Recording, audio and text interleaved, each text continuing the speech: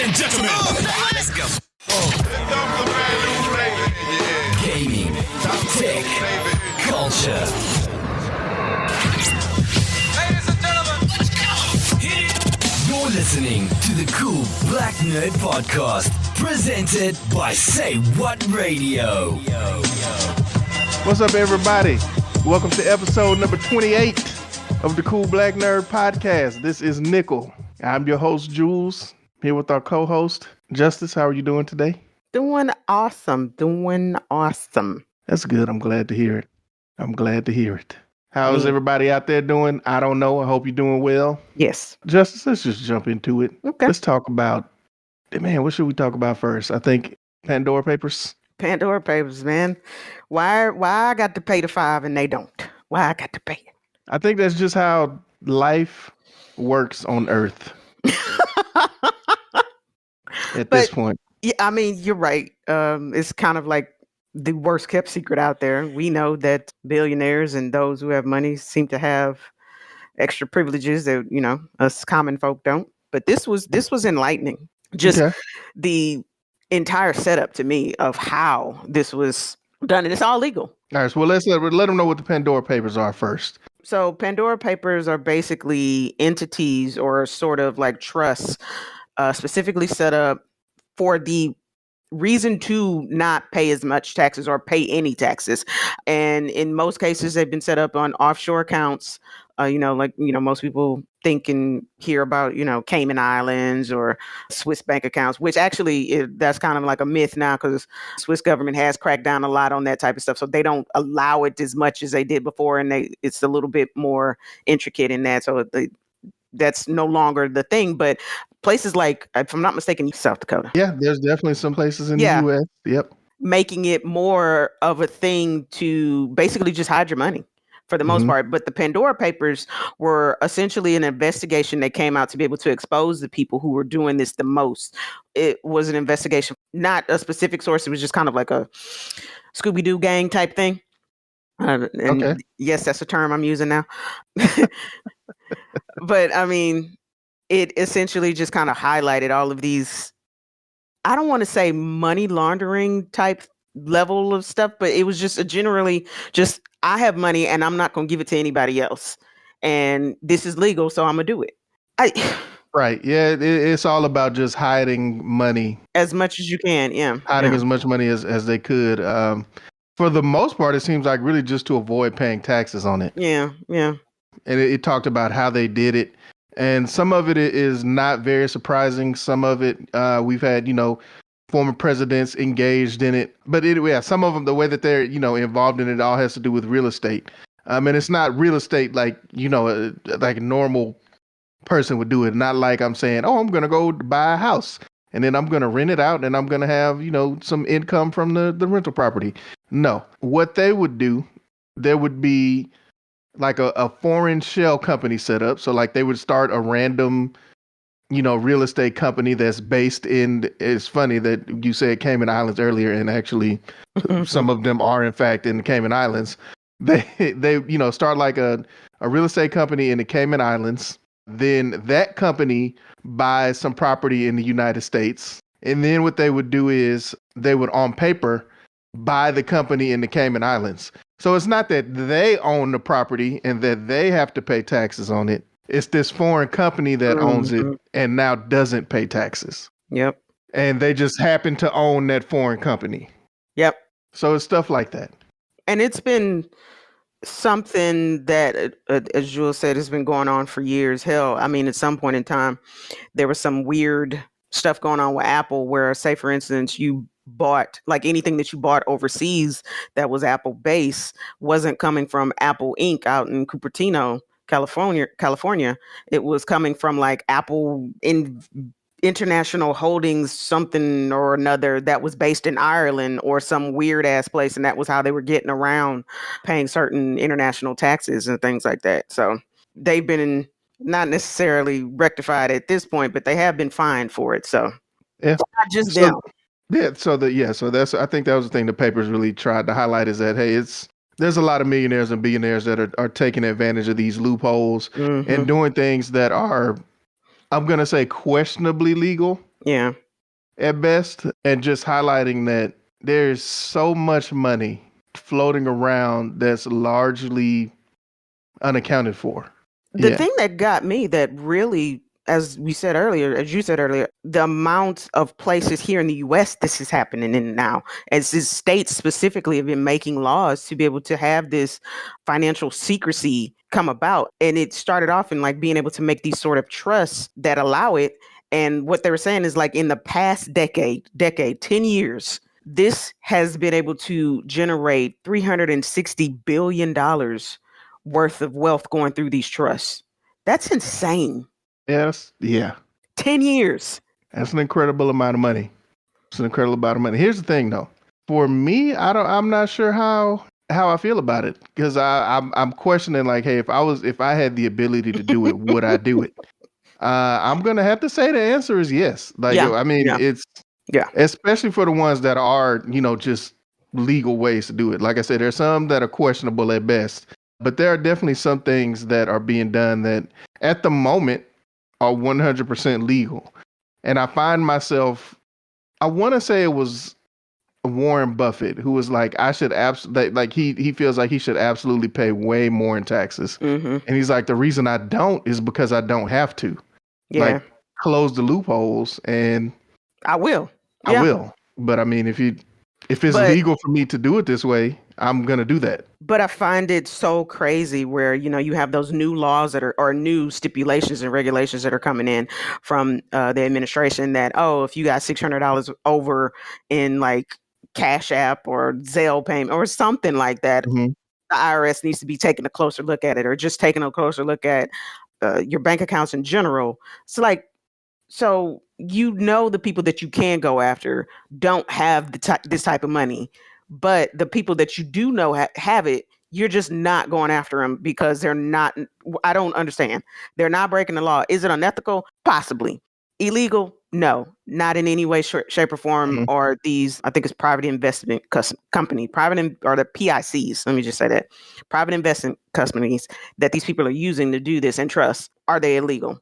But it's just like you see the stuff that we're going through trying to update and progress the country, yet you don't want to put in your fair share for it or even close to it. I know previously they had put out the billionaires who had actually paid taxes or whatever. And like most of them, for like the percentage of their wealth, it was always coming down to either 1% or like 0.8% or less, which is insane. Yet, majority are paying like 35. When you start talking about taxes, I think people do miss that. Like, like, you look and you see, oh, it says, people that get this amount of income per year get taxed at some, what we would consider a high number. Mhm. But you really need to look at what their effective tax rate is. Like, what do they? Sure, that's what their income tax rate is on paper. But what do they actually pay after accounting for all of these loopholes? After doing things like, where you look at somebody like Elon Musk, who has said this himself, like, he doesn't actually take any income from his businesses. Mhm. What he does is he takes out loans. Yeah. Loans, obviously, you don't pay tax on income from loans. And then he just pays the loans back, so he doesn't pay taxes that way. Yeah. Yeah. So, for instance, in 2014 to 2018, Jeff Bezos reported 4.22 billion in income and paid 973 million in taxes. Sounds like a lot. Sounds like a lot, but add that up. 4.22 billion. But in that same time, his actual net worth grew by 99 billion. I mean, I'm just saying, though. I would let me. Can we? I wish I had somebody that could actually do the math right here, but my mind, quick math, which is probably wrong, is telling me that 973 million is less than 1% Mm, of 4.2 billion. mm. Yeah, that 973 million is maybe 2 or 3%. Which is insane. Of the 4.2 billion? Yeah. So if you did it, okay, so so his wealth grew by 99 billion, but he paid 973 million. So what is that percentage? Like your wealth is actually basically $100 billion. Yeah. Like He that's paid even $900 million. come on. Like seriously. Yet when they bring up people making over $100,000 or even $75,000, I think it's like 35% that is taken from them. Probably 35%. so when you add up. Yeah, potentially when you add up everything, it could definitely be that much. And by everything, I'm saying, income tax, Social Security, state income taxes, if they have state income Mm-hmm. taxes and whatever else. It could definitely end up being like 35% for sure. Because they were trying to raise, okay, so like the capital gains tax, which is another thing that a lot of people have an issue with. They were wanting to raise it from 37% to 39.6%. Hmm. That's just one of the highest rates that you can be in the tax bracket. So after you hit it, and I don't know if people know that. So I think it's like 150,000 or maybe 200,000. Somebody, you guys give me some comments on this episode. Send me some messages. Cool Black Nerd Podcast on Instagram. Let us know your take on this. But I think the highest tier bracket you can be in on taxes is like somewhere around 150,000, 200,000. And at that point, whatever you're taxed at will be the same as what somebody's making $2 million, $10 million, $5 million. That's insane. Like it does not go any higher after that. But they're thinking about raising the current one, which is I think about 37% to 39.6%, and then also taxing any capital gains that people have on ordinary income, which would happen for the highest income taxpayers, honestly, because you have investments and other financial stuff that could actually come out and give you a little bit more income, just not specifically from like a job or a consultant thing that you have necessarily. Yeah. Just for the record, the highest tax rate is for single people making 518,000 Okay. or more, and that's at 37%. 37%. So Mhm. you be making the same as somebody 5 million. Seriously? That does not seem fair whatsoever. But okay, I digress. I don't know if any of that, and I'm pretty sure once you get to that level, or even somewhere in 200,000 range, people are looking for tax loopholes. Of course, because it's just like you giving it away at that point or feeling like that, especially if you're working at something where you have to do a little bit more than the average person. Because a lot of the times, let's say for instance in tech, people will be like, oh, well, they're just sitting at a desk. Not everybody's like that. You do have those engineers who are doing more of the hardware work, and they are moving and cutting up fingers and stuff like that. Are they doing a super amount of manual labor? No, but they're doing more than what I think people realize in doing day-to-day stuff. Whereas you'll have some of the other engineers on that we're actually putting together, say for instance, the shuttle. They're making, hundreds of thousands, and they're doing manual labor and putting this stuff together all the time. So hell, there are some people in construction making that. So it ebb and flow when it comes to some of that stuff. But I think a lot of the times it's just people will just they're just sitting behind the desk making that money. Nah. And plus the mental stress can be a little bit more. But that's another show. Yeah, I say that's a whole nother topic. I'm not gonna get into do people deserve to be paid what they get paid. Yeah. As we're talking about this, I just think that, man, for most people, there's all of these tax loopholes that exist, or there's ways to hide money or ways to just deal with finances so that you don't have to actually pay the taxes that are even currently on the books. Whether or not you think they're too high, too low, or however they need to be adjusted, I think everybody can agree that at the moment, for the people that have the means to do it, it's very easy to not actually pay what ostensibly you should be paying. Because since it's legal, you shouldn't pay what you don't have to. But Yep. I just think that all of these loopholes and all of these games that people are able to play, It's interesting. yeah, I'm interested. I'm fascinated by it. I think it's interesting. I think a lot of that stuff needs to be fixed. Yeah, that's what I have to say about it. So I wonder if this kind of goes, or how people feel about it when they have it, seeing everything that's come to light from the Twitch hack. And if you guys don't know about that, people were up in arms. Yeah, the Twitch hack. Oh my goodness. They were up in arms about some of the stuff that came out from there. Yep. So off the top, I'm gonna say that according to Twitch, at least, that nobody's personal payment information or personal subscription information was released. Yeah, users. User Yeah, information, yeah. yeah. But what we did get, and what a lot of people found surprising, was the amount of money that some of the streamers actually are making from Twitch. Personally, I'm not surprised, but a lot of people were surprised to find out like some of your top streamers are making millions and millions of dollars per year, or shit, even per month. Depending on the streamer. Yeah. Depending on the streamer, from Twitch subscriptions and from ad revenue and stuff. Well, actually, no. It was literally all of this is just from Twitch. Oh, it was literally just the subscriptions, not even the ads that they run. Nope. Just Twitch. Okay. Oh my goodness. So yeah, so they're probably making even more than that. Mm-hmm. Like I say, I'm not surprised, but dev streamers making that much money. But I'm like, you subscribe to them?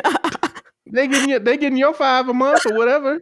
And I think that's what people don't really get. And I'm thinking they believe like, oh, I just gave them $5. They only got $5. No, you're not. You were watching the stream and seeing people say such and such subscribed in the little right-hand corner. That happens hundreds, sometimes thousands of times during that stream, depending on how long they're on there or just the time frame in general. And you also have to think about it. You also have other people who will gift subscriptions to other people. And Jules is saying, this is at the low end of the $5. They have subscriptions that is the low end. To like, what, $26, $27? Yeah, that $5 is the lowest subscription you can do. And it's a recurring thing. It's per month. They're taking advantage of that subscription-based business model. Yep. Very easy to tell how much income they're going to receive each month. And I mean, if you go to their page and it says, just for an example, Moist Critical has 7.5 million subscribers, and this is just a number I'm throwing out. I don't know if that's correct. Times 5 that. Come on. Really? We really surprised? Exactly. I'm not. I mean, because, once you hit 200,000 subscribers, that's, $5 subscription. Guess what, guys? That's $1 million a month. That's $12 million a year. Come on, man. They are in that 37% tax bracket for sure. So I found it really, really interesting. And I think it just may be of kind of like a eat the rich feeling. Mm-hmm. And, we were kind of giving that off a little bit earlier about that. But we just want them to pay their fair share and talking about the Pandora Papers and taxes and stuff. But I think now in this day and age of, after the pandemic, so many people have lost their jobs, their employment, and, the feeling of being expendable, essential versus non-essential type thing. Mm-hmm. So, and I'm gonna be honest, if y'all come for me, don't come for Jules or anybody else. This is my opinion. I think it's older generations that are just going like, well, it's just some kids sitting on their ass playing video games. It's a lot more to it to that, because just like what you watching, the old CBS news, nightly news and stuff, it takes a lot to go into that broadcast. Sometimes it's a one-man team doing it. Sometimes it's a whole production that goes through it to get all this done. But you have to give these people props and being able to put out the same sort of content and production value that those nightly news or, even scripted sitcoms do. And it's literally they doing it from their house. Yeah, you're right.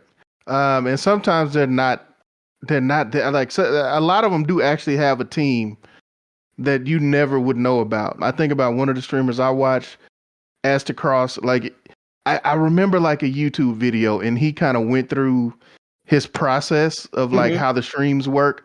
So the actual stream itself, there's 2 to 3 people who are watching him while he's streaming.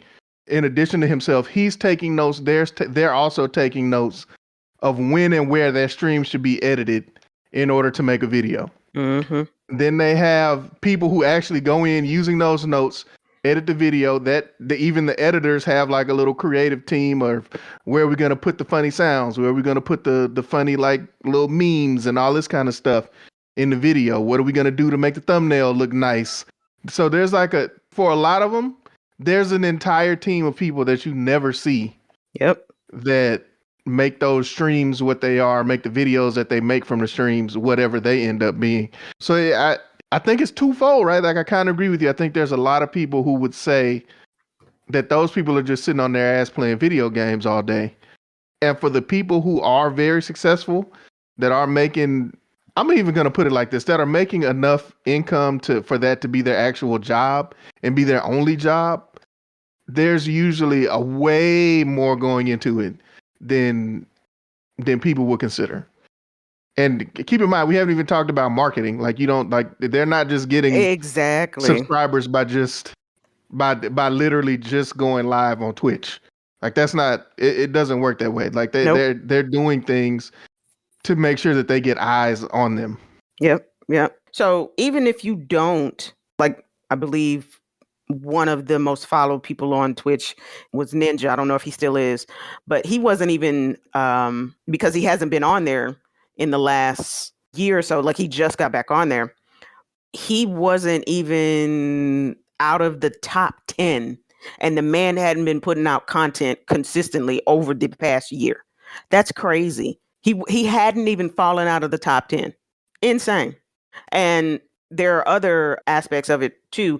So some of the people that will stream or be on there, I'm not sure if he's always on there, but I know Mr. Beast, who's a person that is, who's generally on YouTube or whatever, but dude gives away like $100,000 just in games or challenges or things like that. And then on top of that, gives extra money out to like the fourth, fifth, I'm from the second to fourth place or whatnot. So there is a lot of money to be made. And also, like, it's a lot that goes into it. You can't just do that as one thing. Like, for our YouTube clips that are on Saywha Radio YouTube, we have our gaming stuff that goes up there. Me and Jules, and we still have those. We don't stream, and that's generally because of what we're talking about now. There's a lot that goes into it. It's easier to... Yeah, there's a lot that goes on. I'll be honest, I ain't got time. I ain't got it. I'm not even trying to do that. Shout out to everybody who, you got time for it and you want to do it, go for it. I support you. Right. Hey, matter of fact, let me know what's up. I might subscribe to you. I said might, as long as I still got my little Amazon Prime. Yeah, we're expanding. So, go ahead and subscribe to, we are keeping that content updated. It is probably more on like a monthly basis with everything that's going on, but we do have clips and we do post all of that stuff. So just go ahead and go and subscribe. Hit that like button too. Give us some $5. How all of your YouTubers and your Twitch people, they always say like and subscribe. And people are like, man, that's some old whatever. It's crazy. We need that. I need y'all to do that, please. Oh man. Well, anyway, speaking of revenue streams and how you can make money, Jessica, when is the last time you went to McDonald's and had an ice cream cone? Not in this decade. Not in this decade. So what happens most of the time? It's broken. It's broken. Do you know why it's broken? I've heard rumors about different reasons as to why, and it pisses me off because the things are good. Like if you've ever had a McFlurry, I'm sorry, let me go on this rant. If you've ever had a McFlurry, those are actually pretty freaking good. But like, why are you depriving me of this? Like, I got to, I'm not complaining or anything, but I got to go to Chick-fil-A and go get me an ice cream cone. And I look weird because I'm just at Chick-fil-A for an ice cream cone. All right, and here's the thing. I'm going to say this too, guys. Secret menu item at McDonald's, if you can find one where the ice cream machine is working, and you got to find a little worker that's willing to do it. Listen to me now. You buy an apple pie, and then you get like the vanilla ice cream. Just get it in a cup. You don't really want to get it in a cone. But see if they can mix that up with your apple pie using the little McFlurry mixer thing. And let me tell you something. That apple cinnamon pie vanilla ice cream so damn good. But that's all I got for you. You know what? The secret menu, they used to have them. I don't know if they still do. They used to have sweet potato pies, like the apple pies. And I remember them being able to do that with it because they would ask, do you want a scoop of ice cream with it? I remember that. Now, Jules, now you're making me. Well, anyway, don't go do that. It's incredibly unhealthy. But you're probably not going to be able to get it anyway because the ice cream machine is usually broken. So Here's the thing. I've heard two reasons, and we actually found out recently what the actual reason is. The first reason I heard, which apparently was true, but in most cases they would still do it. It just takes too long to clean it. They say it would take between 4 and 6 hours for somebody to clean out the ice cream machine, and nobody wants to do that, so they just wouldn't. So they would never they would just never turn it on. But what really is happening, and this actually came out in a lawsuit, I believe, the manufacturer for the ice cream machines at McDonald's has been accused of purposely making them faulty so that they would have to do the repairs, because McDonald's is not allowed, and neither are their franchisees allowed, to have someone else, like a third-party repair company, come in and fix the ice cream machines. Actually, it was a spin to it. So what happened is that you're right. The company was making them faulty on purpose. So a company, if I'm not mistaken, I forgot the name of it, but a company came up with a tool to be able to fix it. It was a third-party company. And that third-party company started marketing to these franchises, even to McDonald's, about being able to fix this, because they knew what the issue was and they were able to fix it. And also help with the cleaning, bringing down the cleaning time almost 80%. So they continued on marketing this. And at one point in time, the company who makes the machines got, I guess, the tool or whatever, and then tried to reverse engineer it and steal the company secrets from this company to put them out of business, and go behind their back saying to McDonald's and to the franchisees, oh, it's breaking the machines. That's what's actually breaking the machines. It's not us. It's not that it's faulty. This is what's breaking it, when the company had already found out. I mean, the third-party company had already found out that, hey, yeah, they're doing this shit on purpose. If you flick this little switch and add this to it, it will work perfectly each time. Which at that point, that's when McDonald's was like, okay, everybody stop this. We've been paying all this for that. And of course, now it's, as Jules said, it's in a lawsuit and they're going back and forth on it. And it came up right when this whole thing about right to repair began. Mm-hmm. And it's really, really gaining traction now, because it's seeming like more and more manufacturers are trying to make things where they have like a obsolescence date to be able to get more money out of you. So you will either buy a software package and maintenance package, or just a new machine up in general, such as what John Deere does. And when I tell you John Deere is on some, I have never seen such blatant, we'll just buy the newest and you'll be all right. So John Deere, I don't know if you know the John Deere name or not. I'm familiar. I'm from Texas. Okay. Well, for those of you not, John Deere makes kind of like heavy industrial equipment for farming for the most part. So around 2010-ish, maybe a little earlier or a little later, but turn of the century for the most part, or turn of the decade, depending on where you're at. John Deere started making where their tractors are way more software heavy. And for people who have been, having these, the John Deere name, they trusted this brand.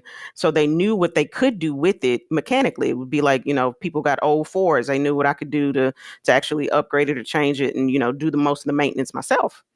John Deere was like, nah, we need the money. So what they would do is, once the software on this machine became like where there was for instance, everybody knows the Cyberpunk came out and it came out in a terrible state. Theirs would have bugs in it. To get the fix, they would be like, buy the newest tractor, not an upgrade, the newest tractor, and you'll have the fix. Like, wait, what? And then any of the like add-ons or things that would come in, oh, this is only going to work with the newest tractor. So I don't know if you guys are thinking about it, but heavy industrial equipment is not cheap. These things go hundreds of thousands of dollars and up. So, people have put an investment in and they can't really do anything with it because they're making it to where they're obsolete and can't actually work. But the fixes are available. What it's leaving these farmers to do is to basically jailbreak this or pay hackers from other countries to fix this so that they continue using the tractors that they've put so much time and money into. So essentially, with us, where it's just like, okay, the newest car has the latest in technology. No, theirs is just like, okay, yeah, I know this particular thing does not work and all it would take is just maybe a quick fix. They're like, no, just buy the newest $400,000 tractor and you'll be fine. Yep. And you know what? To make it a little bit more personal for everybody, as we're talking about right to repair and what it means, I can say that something like this happened to me, and this was back in like 2009. I had a MacBook Pro that I had purchased maybe 3 years, so maybe in 2006. And just like any other laptop, after 2-3 years, you are going to start having some issues with it. In my case, there was a cable, like a hard drive connector, that went bad. So I took it to Apple because, one, at the time and even now, technically, no one is allowed to repair Apple products except for Apple licensed repair companies or Apple itself. So I go to the Apple store, go to the Genius Bar, set my little appointment, and I'm talking to the guy. He takes it to the back. He takes a look at it. He comes back up and he says, "Hey, there's nothing I can do. Let me show you these new MacBook Pros." And I was like, "Okay, I don't want a new MacBook Pro. So, like, can you tell me what's actually wrong with it?" And he was like, "Well, and I guess give this guy some credit. I'm sure if at the time, if his managers or somebody knew what he was saying, he probably would have gotten fired. But basically, he was like, look, the problem is this cable, this hardware cable. Like, pulled it up on his phone and was like, you can buy it at Fry's for $5. It's very easy to replace it, but I'm just not allowed to do it because our system is saying your computer is too old for us to work on it. Mm-hmm. So we have to, tell you that you just need to buy a new one, no matter what's actually wrong with it." Yep. So I go to Fry's, I get the cable, I look at a YouTube video to replace it myself. It's incredibly easy. And when I tell you that laptop to this day still works, and that's the only issue I've had a problem with. Like, not even that the battery, like you would think the battery wouldn't even work right now. But no, it's fine. Like that laptop is perfectly fine. Yep. And that's the only thing that I ever had to do. But because of the way Apple and other companies try to lock down who can fix their products and when they can be fixed, if I had just listened, without questioning, hey, what's actually wrong with this laptop, they would have had me buying a whole new laptop for nothing. There was no reason for me to get a new one. And so when you hear that, you're like, oh man, they just want money. But then listen to what they're saying necessarily for the reasons as to why. They're like, okay, well, we want to protect our intellectual property. We can't have everybody, knowing the secrets of how this works and possibly creating something different off of our product and then profiting from it. And also, we own this. And when you say that, you're like, no, but I bought it. But at this point in time, they're kind of like contradicting or challenging what the term ownership necessarily means. So right now, with a lot of the stuff you buy, and we have this kind of like rent or subscription-based culture for a lot of stuff. For instance, on a lot of the games that you have, even if you pay, if you buy it, if you break any of the terms of service, you can't actually access it because it's located on their servers. You don't have the physical game necessarily. You still have to connect to something else that will actually verify that you own it or whatnot. And if you've done something that they don't like, you have essentially just lost money. And that's kind of what's happening necessarily with this. Like, if you've pissed off Apple in some way, shape, or form, which we saw happen with Epic Games, they can basically lock you out in any investment that you've made in it. You don't have access to it. So their thing is we're protecting ourselves as well as also the customer. But is that the case necessarily? There was an issue with one of the quote unquote Apple dealers, and there have been a couple of lawsuits that have come out about this, where some of the dealers have made horrible decisions and kind of like blackmailing people for the photos that they had on their phone and repairing some of the stuff. Or I believe in another case, a dude kind of just like uploaded a chick's pictures of Facebook. Yeah, that is what happened. And so Apple is pointing to those incidents to say, see, this is why you shouldn't have people, third-party companies or people able to repair devices, because you don't know what's going to happen with people's private information. Yeah. Here's the thing, though. The people that, at least the ones that got caught doing it, were in fact licensed by Apple to repair the products. So it's like you just shot yourself in the foot with that. How safe is it either way? And if it's able to have someone else create a business in helping this, that's supposed to be part of the American dream. That's, right? Am I wrong? No? Is that not what Apple did to be able to create their stuff? Somebody else had a computer and they were like, hey, we got the Macintosh. Okay. And now we got an iPhone and a whole bunch of other stuff that you don't probably need but want. But And if it breaks, you can't fix it yourself. I like that they're they're arguing. Oh, people don't have the technical know-how. You're gonna make it even worse if you try to fix it yourself. Sure, you're right. There's people that will absolutely do that. But guess what? They bought it.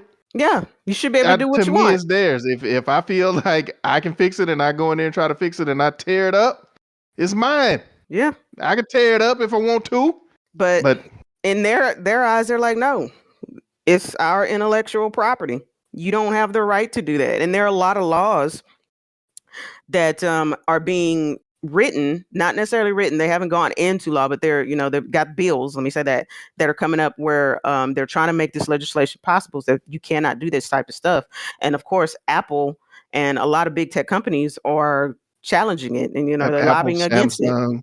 Microsoft was an actual very much big proponent of this in the beginning. They've kind of done a 180 in the last few months or so, but we'll see how long that lasts, because there's a few bills that are actually coming out where they're just like, you have to have other options for people to be able to repair these items and things like that. And also, as I mentioned in the court case against with Epic Games and Apple, that essentially paved the way for Apple to no longer have this monopoly on them being the only payment system on the Apple Store. They have to actually open it up to other people or other options for developers necessarily. And in that instance, it was great for some of the consumers, but for Epic Games, they got kicked off and they were like, hey, we don't want you playing in our sandbox no more. You tattletale. So no, out of here. Yeah, so, the conclusion to that lawsuit was kind of like hilarious. They both lost, I think. Yeah. Epic more than anything, because a lot of the information that came out about them, say for instance, the Epic Game Store, that has not been a moneymaker for them. Mm-hmm. And they were putting out a lot of money to get exclusives from developers and gaming studios to kind of like corner the market and push Steam out, so to speak. But that it kind of backfired. Then some of the stuff that they were spending money on, it was just kind of like, okay, you seem like you just burning through money to make a point. And that point backfired on them when they tried to get back on after the ruling. They were like, okay, so yeah, we lost, but let us, start making this game again and put Fortnite back on Apple iOS. Yeah. And Apple's like, we know we said we would, but no. Yeah, and I think that's what I think is kind of, I don't even know. I think it's funny.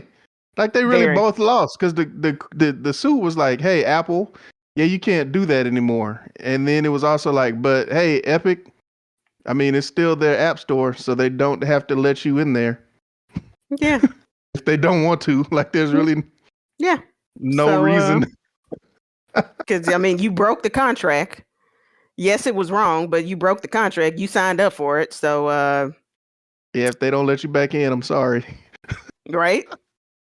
And now, I mean, and they also had to pay back the 30% that they had actually, from the proceeds that they generated during the time that they had actually opened up their payment system on the iOS store. And just during that time, I think it was 10 hours, 12 hours or something like that.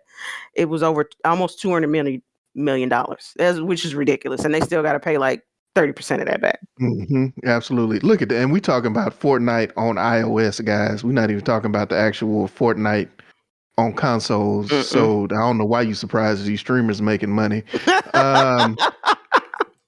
But it's interesting. This right to repair thing is going to keep going. There's been like a kind of an assault. I don't want to say assault, but eye-opening, I guess, to most people of tech, and it's hands-on of culture and where we are now. So yeah, I think it's. I've seen a lot of, and it's everywhere, right? Like it's farming equipment. It's your personal cell phones, Apple, Samsung.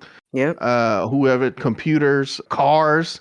Like I've seen it with Tesla, like your guy. What is it? Is it Tesla Garage? What's the name of his company? Rich Rebuilds, something like that. But yeah, like even him, like having all kind of issues trying to repair Teslas that have been salvage titled. Yeah. And he finds that same issue with some other cars as well. I was even seeing somebody who was trying to rebuild a Lamborghini. They were talking about how simultaneously easy and difficult it was. Yeah. So for example, every screw on a Lamborghini is the same screw.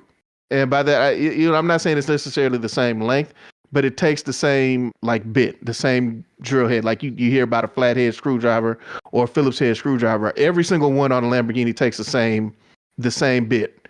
Mm-hmm. But you can't just buy that bit. Like you have to get it from Lamborghini if you can. Crazy. So it's one of those situations where it's like they've made it like incredibly easy to repair, but almost impossible if you can't get just that one tool that you need to unlock the car. And you see that with phones. You see that with so many other products. Like for people who have like an iPhone right now, look at if you can find one. I haven't owned an iPhone in a long time, so I'm not sure if they still do it. But they used to have the little screws on the bottom. That wasn't a regular screw head to get that screw off of there. It's also with the like the charging port, the lightning port is Apple proprietary, unfortunately. But there's some again legislation that's being proposed for that that they have to have the same stuff. You can't just keep. I don't want a Willy Wonka exponential express as the charging cable for this, and then it's USB-C for everything else. Like, now look, you creating a lot of e-waste with that, man. Come on. I don't know. I don't want to make it sound like we're just piling on Apple, but I mean, hey, they're involved in a lot of this stuff, and there's a lot of other companies that do it too. Yes. And hopefully this legislation gets worked out that people are allowed to fix or just even try to fix their products that you've purchased. Yeah, just give them the option. I mean, not everybody wants to do that. Other people may just want to I go. can tell you right now, I would never try to fix my own cell phone, but I will to add. I know you. Well, you the different kind of the whole different kind of thing. But I will definitely take my stuff to where it needs to go to get fixed. And I'm gonna be smart though. I'm definitely gonna shop around and check. But just like my story with the MacBook, like I had at the time one option, and they didn't even try to fix it. Like they straight up were just like, no, it's too old for us to really even to look at it, even though we know what's wrong with it and we can fix it. We're just not going to. Not even going to try to refurbish it? Nothing. Or give you credit for it? Nothing.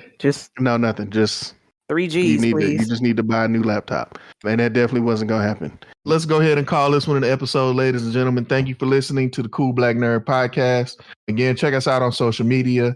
Always go check out saywharadio.com. There are several podcasts in our network that I think everybody would enjoy and love and just have a great time listening to. Always. We out. Hey, Tom. I'm heading to Walmart because you know what season it is. Oh, is it pumpkin spice season? No, it's flu season. And Walmart gives flu shots. Yes, flu season is here and we've got your back with flu shots where you already shop. Our expert pharmacy team administers each flu shot and can answer your vaccine questions. Stay safe this flu season. Stop by your local Walmart pharmacy and get your flu shot today. Get running this fall at Dunkin' with $2 medium iced coffees from 2 to 6 p.m. Try any of Dunkin's delicious iced coffee, like their signature original blend. Or treat yourself to mocha, caramel, or the fall favorite, pumpkin. Always freshly brewed, made just the way you like it. Make time for happy hour and enjoy a $2 medium iced coffee from 2 to 6 p.m. Washington, D.C. runs on Dunkin'. Participation may vary. Limited time offer. Exclusions apply.